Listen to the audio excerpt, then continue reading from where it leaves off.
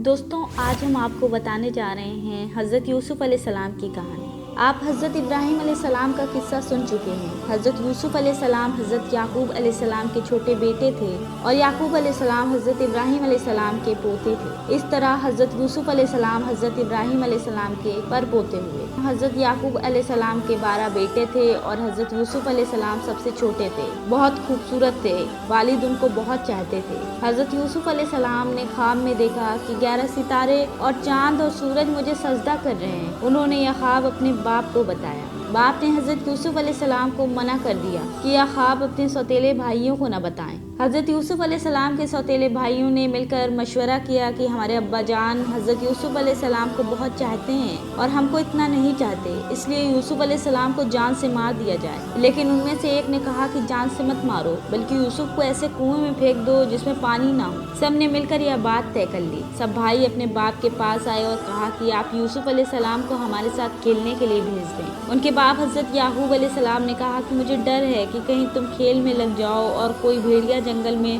उसको खा जाए।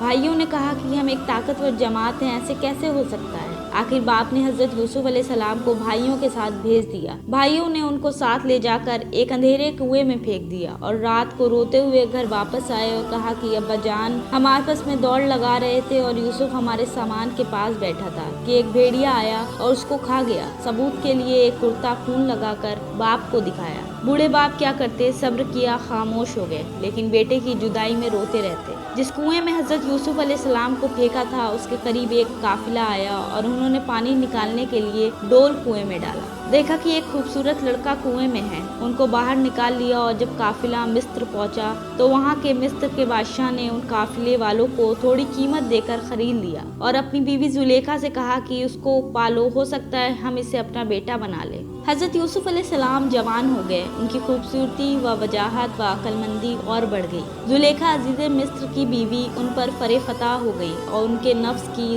जानिब से फुसलाने लगी। एक रोज़ उनसे कमरे के सारे दरवाजे बंद कर दिए। हज़रत यूसुफ़ अलैहिस्सलाम ने यह हालत देखी तो खुदा से पनाह मांगी और दरवाजे की तरफ भागे। जुलेखा ने पीछे से आग की कमीज पकड़ ली जिससे कमीज फट गई। उस वक्त अजीज़ मिस्र यानी जुलेखा का शौहर भी दरवाजे पर आ गया। जुलेखा ने उल्टा इल्जाम हज़रत यूसुफ़ अलैहिस्सलाम पर लगाया और अपने खाविंद से कहा कि यह शख्स तेरी बीवी की बेआबरू करना चाहता था, जिसकी सजा इसको मिलनी चाहिए। हज़रत यूसुफ़ अलैहिस्सलाम ने कहा, मैं बेगुनाह हूँ, बल्कि यह औरत मुझको फुसलाने की कोशिश कर रही थी, मगर खुदा ने मुझको इससे बचा लिया। आखिर यह मामला काजी के पास पेश हुआ। काजी ने हज़रत यूसुफ़ अलैहिस्सलाम से सफाई के लिए गवाह तलब किए। हज़रत यूसुफ़ अलैहिस्सलाम ने अजीज़ मिस्र के खानदान के एक मासूम और नन्हे बच्चे की तरफ इशारा किया कि यह उस वक्त मौजूद था, यह सच्ची गवाही देगा। नन्हे बच्चे ने कहा कि अगर कमीज आगे से फटी है तो यूसुफ़ अलैहिस्सलाम मुजरिम है और कमीज पीछे से फटी है तो यूसुफ़ अलैहिस्सलाम सच्चे हैं और जुलेखा झूठी है। जब हज़रत यूसुफ़ का कुर्ता देखा गया तो वह पीछे से फटा था। अजीज़ मिस्र ने